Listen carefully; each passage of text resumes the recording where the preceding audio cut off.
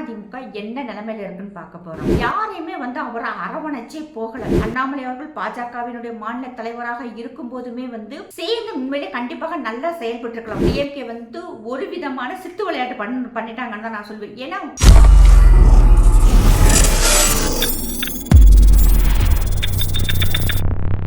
வந்தே மாதரம். மக்கள் அனைவருக்கும் வணக்கம். படைத்தல், காத்தல், அழித்தல், இந்த 3 வகையில் இன்னைக்கு அதிமுக என்ன நிலைமையில இருக்குன்னு பார்க்க போகிறோம். எம்ஜிஆர் ஐயா அவர்கள் பார்த்தோம்னா அந்த கட்சியை உருவாக்குனார். ஜெயலலிதா அம்மா அவங்க அந்த கட்சியை கட்டுக்கோப்பாக ஒரு இரும்பு பெண்மணியாக இருந்து ஒரு நிறைய டெவலப்மெண்ட்டை கொண்டு மக்கள் மனசில் இடம் பிடிச்சாங்க. அதே மாதிரி ஒரு சார்பாக யாருக்குமே எம்ஜிஆர் ஐயாவும் அப்படிதான், ஜெயலலிதா அம்மாவும் அப்படிதான். 2 பேருமே பார்த்தோம்னா எல்லா மக்களுக்குமான தலைவராக இருந்தாங்க. ஜெயலலிதா அம்மா இருந்த போது பார்த்தோம்னா பெண்களுக்கு நிறைய நல்ல திட்டங்களை கொண்டு வந்தாங்க. அதாவது இன்னைக்கு பார்த்தோம்னா சிறுபான்மையினருக்குன்னு சொல்லி அவங்க எந்த ஒரு பாரபட்சம் பார்க்காம அனைத்து மக்களுக்குமான ஒரு தலைவியாகவே இருந்தாங்க.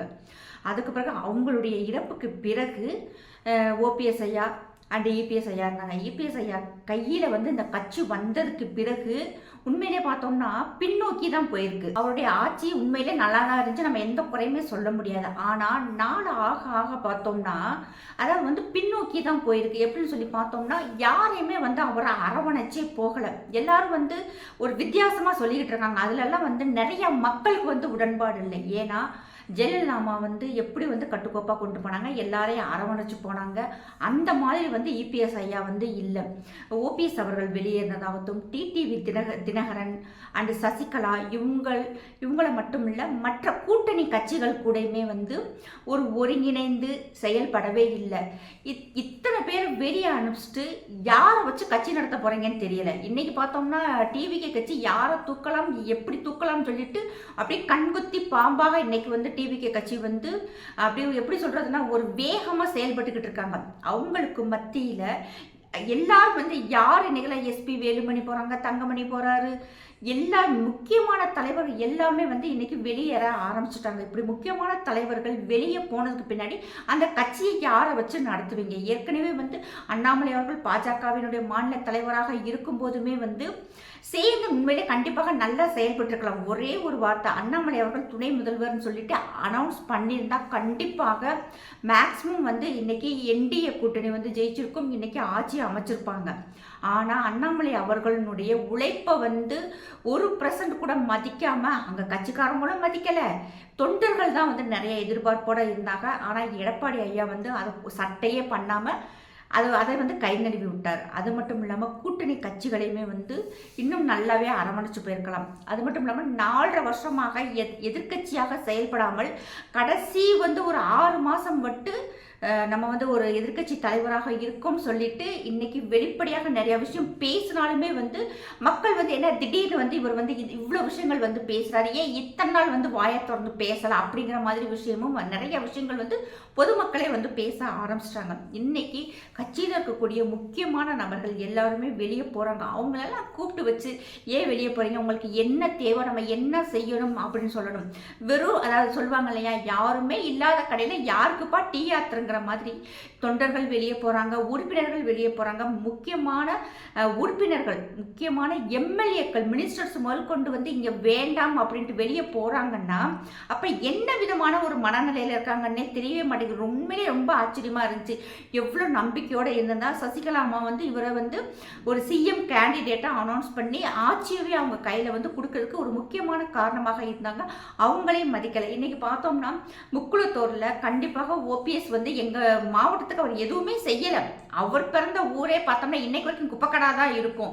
ஆனாலுமே அந்த கம்யூனிட்டி மக்கள் நம்மளுடைய ஆள்ல ஒருத்தர் இன்னைக்கு சிஎம்மா இருக்காருன்னு சொல்லிட்டு நிறைய அவங்களுக்கு எதிர்பார்ப்பு அவருடைய ஓட்டுக்கள் குறைஞ்சதுமே ஓபிஎஸ் அவங்க வெளியே போனதுமே ஒரு காரணம் தான். அதே மாதிரி டிடிவி தினகரனுக்கும் அந்த கம்யூனிட்டியில இருக்கிற அவங்க சமூக மக்களுமே நம்மளுடைய ஆளவே இவங்க சரியா மதிக்கல அப்படின்னு சொல்லிட்டு அவங்க பக்கமே கொஞ்சம் அதாவது ஒரு வெறுப்பு, ஒரு ஆதங்கம், அதுலயுமே ஓட்டுகள் குறைஞ்சது வாஸ்தவம் தான். இப்ப அதே மாதிரி எல்லாருமே ஒவ்வொருத்தவங்களும் வெளியே போய்கிட்டே இருக்காங்க. ஆனாலும் யாரை பத்தியுமே கவலைப்படுற மாதிரியே தெரியல. ஏன் நம்ம தோத்தோம் அப்படிங்கிறதுக்குண்டான அதுக்குண்டான என்ன காரணங்கள் சொல்லிட்டு மக்கள்கிட்ட வந்து கேட்கணும், தொண்டர்கள்ட்ட வந்து கேட்கணும்.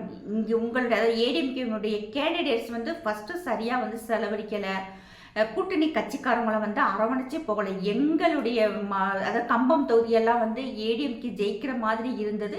ஆனால் கண்டிப்பாக வந்து ஜக்கையன் அவர்கள் சரியாகவே வேலையே பார்க்கல. அதனால தான் இந்த தடவை வந்து டிவிகே கட்சி வந்து எங்கள் இதில் வந்து ஜெயிச்சிச்சு. டிவிகே அவர் வந்து ஒரு ஜாதி கட்சியை சார்ந்தவராக இருந்தாலுமே வந்து அவங்க கம்யூனிட்டி அளவு வந்து ரொம்பவும் கம்மி. ஆனாலும் இந்த ஏடிஎம்கே வாக்குகள், டிஎம்கே வாக்குகள் எல்லாமே வந்து இன்னைக்கு டிவிகேக்கு போயிருச்சு. இது ஒவ்வொரு மாவட்டத்துக்கும் ஒவ்வொரு தொகுதிக்குமே வந்து இது மாதிரியான அதை கூம்பிட்டத்தனமாக வேலை பார்த்துருக்காங்கன்னு தான் நான் சொல்லுவேன். இது போக கருத்து கணிப்பாளர்கள் அவங்களுடைய பேச்சுக்களையுமே கேட்டு நம்ம தான் வந்துடுவோம் அப்படிங்கிற ஒரு மெதப்பிலேயே இருந்து நிறைய விஷயத்த வந்து கோட்டை விட்டாச்சு.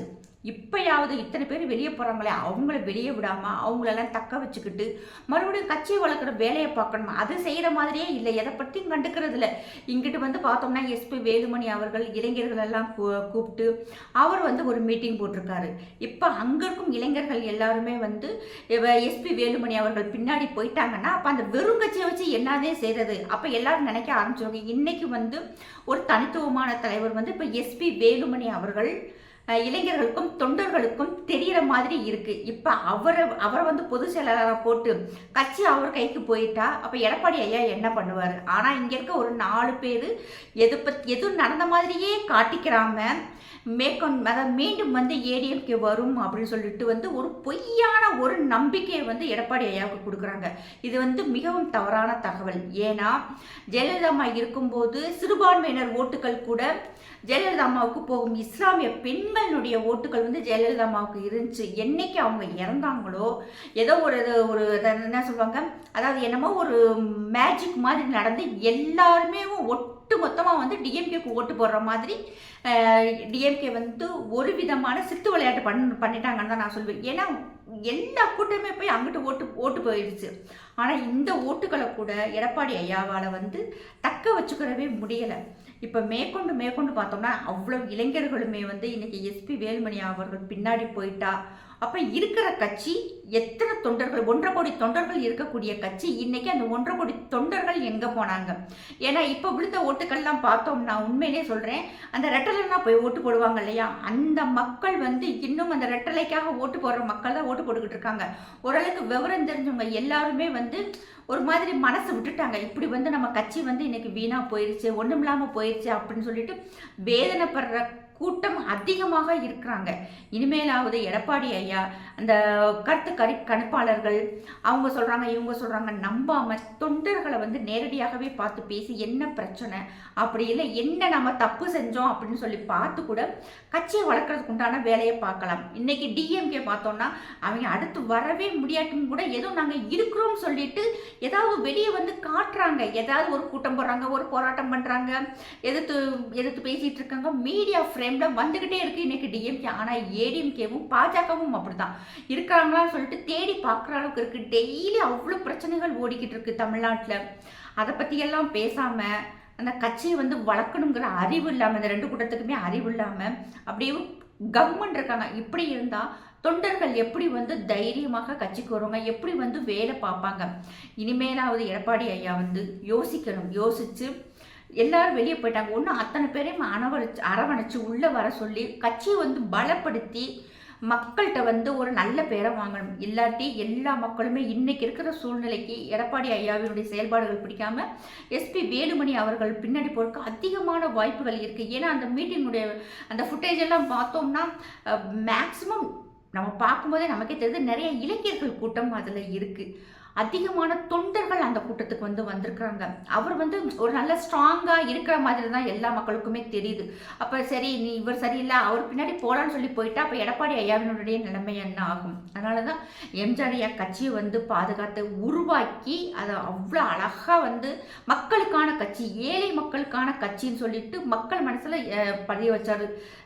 அதுக்கடுத்து ஜெயலலிதா அம்மா வந்து அந்த கட்சியை வந்து கட்டி காத்து கொண்டு வந்தாங்க. எத்தனை மினிஸ்டர்களை எப்படித்தான் அவங்க உண்மையிலே வந்து கட்டி காத்து வந்தாங்கன்னே தெரியாது. அவர் இறந்ததுக்கு பிறகுதான் இப்படியாப்பட்ட மினிஸ்டர்களெல்லாம் அவங்க வச்சு எப்படி வந்து கொண்டு வந்தாங்கன்னே மக்கள் எல்லாரும் ஆச்சரியப்பட்டாங்க. அப்படியாப்பட்ட ஒரு கட்சி, கிட்டத்தட்ட வந்து 75 வருஷமாக இருந்த ஒரு கட்சி இன்னைக்கு எடப்பாடி ஐயா கிட்ட வந்து அப்படியே அழிஞ்சுக்கிட்டு இருக்க நிலைமையில இருக்கு. இனி அதை பாதுகாக்கிறதும் மறுபடியும் இதை அழிய விடுறதும் எடப்பாடி ஐயாவினுடைய கையில தான் இருக்கு. எதுக்கு இவ்வளவு வீம்பை கொஞ்சம் விட்டுட்டு எல்லா கட்சிக்காரங்களையும் ஒன்று சேர்ந்து தொண்டர்களை வெளியே விடாம பார்க்க வேண்டியதுதான் ரொம்ப முக்கியமான விஷயம். பார்ப்போம். ஜெய்ஹிந்த், ஜெய் பாரத்.